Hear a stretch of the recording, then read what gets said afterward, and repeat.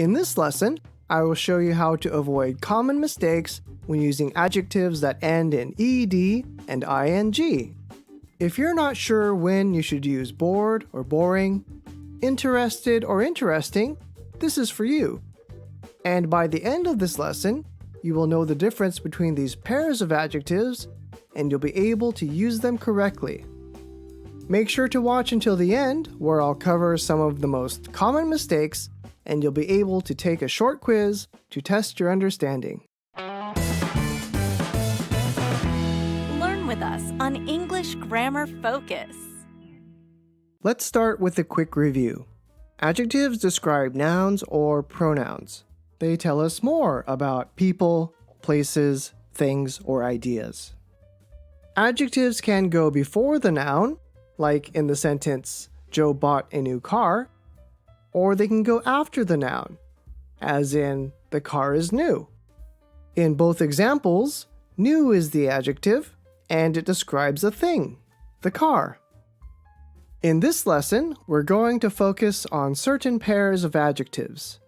Many of these adjectives are made by adding the suffixes ed or ing to the end of a verb. For example, we can add ed and ing to the end of the verb bore to make the adjectives bored and boring. We can add the same suffixes to the verb relax to make the adjectives relaxed and relaxing. You're probably familiar with these words, but do you use them correctly? Let's find out. Adjectives that end in ing tell you about someone, somewhere, or something. They describe the quality or characteristics of the noun. Let's look at some examples. Peter's job is boring. The adjective boring describes Peter's job. The book was surprising. The adjective surprising describes the book, or maybe how the story ended. This has been an exhausting workout. The adjective exhausting describes the workout. Adjectives that end in ed are different. They describe reactions, emotions, or how somebody feels about something. Here are some examples. Peter is bored. Peter is bored because he always does the same thing at work. I was so surprised.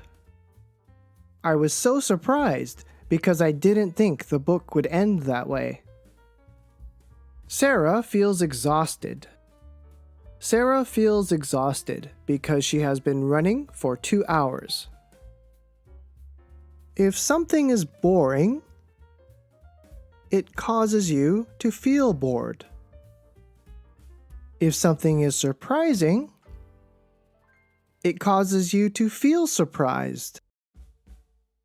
If something is exhausting, it causes you to feel exhausted.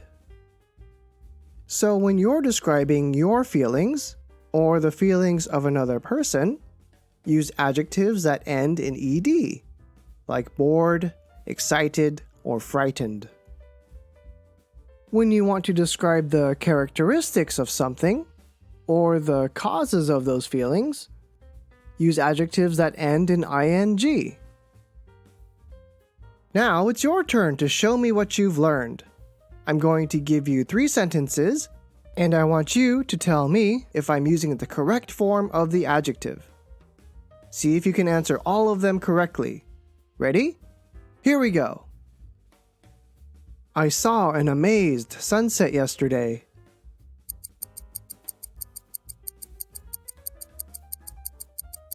The sentence is incorrect. It should be, I saw an amazing sunset yesterday. The adjective amazing describes the sunset, and it made the speaker feel amazed.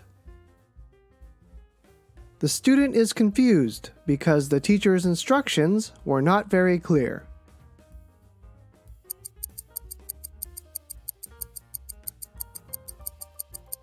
This sentence is correct. The teacher's confusing instructions made the student feel confused. I am boring. All of my friends are busy.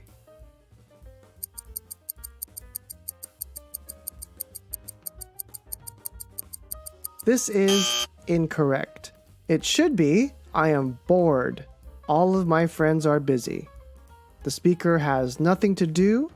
It's a boring day, so the speaker feels bored. This is actually one of the most common mistakes, and I'll explain this more in just a moment. I hope you were able to answer all of the questions correctly. Let me know how you did in the comments below. We're not done yet. Here are 3 extra tips that will help you master ed and ing adjectives. One common mistake is to think that adjectives that end in ed are only used to describe things in the past, and adjectives that end in ing are used to describe things in the present. But adjectives that end in ed can be used in any tense: past, present, or future. He was surprised yesterday. He is surprised. He will be surprised tomorrow. The same is true for adjectives that end in ing. I had a relaxing weekend. This is such a relaxing weekend. I'm going to have a relaxing weekend. We learned that adjectives that end in ed can describe people's feelings, and adjectives that end in ing can be used to describe the characteristics of things and people, including yourself, but the meaning is completely different. Think about the difference between these 2 sentences. Joe is bored. Peter is boring. Who has nothing to do? Who makes other people feel bored? The first sentence, Joe is bored, describes how Joe feels. Maybe he finished all of his work today, and he's just sitting at his desk, waiting to go home. The second sentence, Peter is boring, describes how Peter makes other people feel. When you meet Peter, you feel bored. Maybe he always talks about work, and he never has any fun.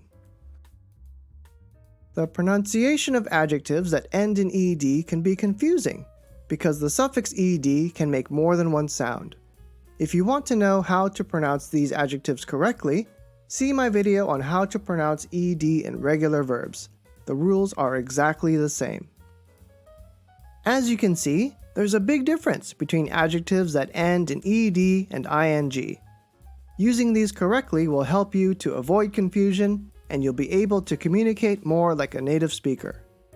The most important thing is to practice using these words, and don't worry too much about making mistakes. Even if you use the wrong form of the adjective, most people will understand what you're trying to say. If you have any questions about which form you should use, let me know in the comments below. When you're ready, I have another challenge for you. Click the link in the description to take the ed and ing adjectives quiz on my website. Try to get all of the answers correct to earn the title of Grammar Superstar.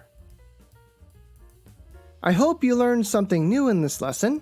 If you want to continue improving your English, subscribe to this channel and hit the notification bell to see all of my latest videos. Don't forget to click the like button. It really helps me know what kind of videos I should make next. That's all for now. Thanks for watching, and I'll see you next time.